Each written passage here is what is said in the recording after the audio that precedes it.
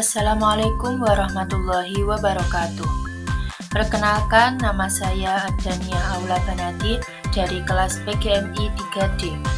Di kesempatan kali ini, saya akan memaparkan materi mengenai pengembangan kurikulum dan konsep kurikulum.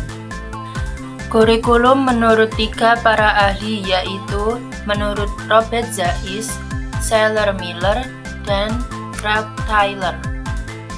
Robert Zais mendefinisikan kurikulum secara harfiah berasal dari bahasa Latin yaitu correre yang berarti berlari di lapangan pertandingan. Menurut definisi ini, kurikulum adalah suatu arena pertandingan tempat individu bertanding untuk menguasai satu atau lebih keahlian guna mencapai garis finish yang ditandai pemberian gelar atau ijazah. Selanjutnya, pengertian kurikulum menurut Shelley dan Miller. Kurikulum sebagai rangkaian interaksi sadar atau intentional interaction yang bersifat eksplisit maupun implisit, yang didesain untuk memfasilitasi belajar siswa dan perkembangan siswa, serta untuk memberikan arti pada pengalaman. Sedangkan Craig Tyler mendefinisikan kurikulum semua pelajaran murid yang direncanakan serta dilaksanakan pihak sekolah guna mencapai tujuan pendidikannya. Itu tadi adalah pengertian kurikulum menurut beberapa para ahli. Pokok bahasan selanjutnya yang akan kita bahas yaitu mengenai konsep dari kurikulum. Konsep kurikulum yang pertama yaitu kurikulum sebagai ide. Yang kedua, kurikulum sebagai rencana pembelajaran. Yang ketiga, kurikulum sebagai hasil.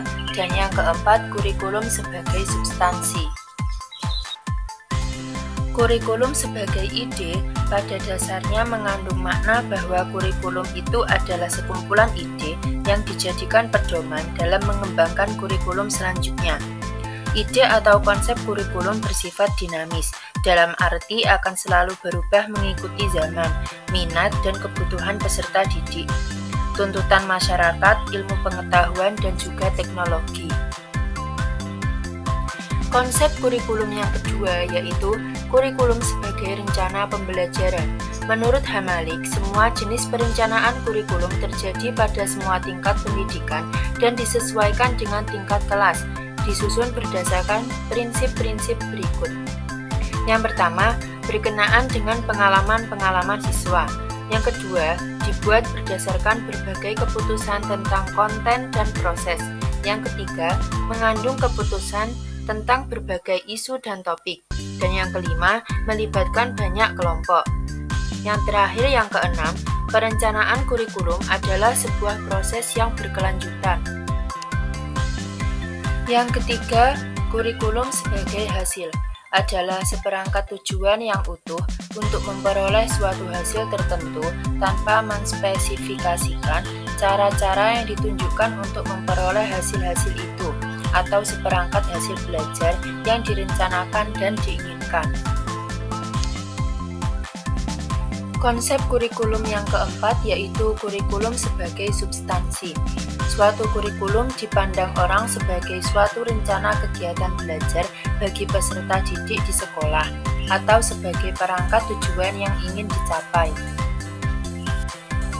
Itu tadi adalah pemaparan materi mengenai pengertian kurikulum dan konsep kurikulum.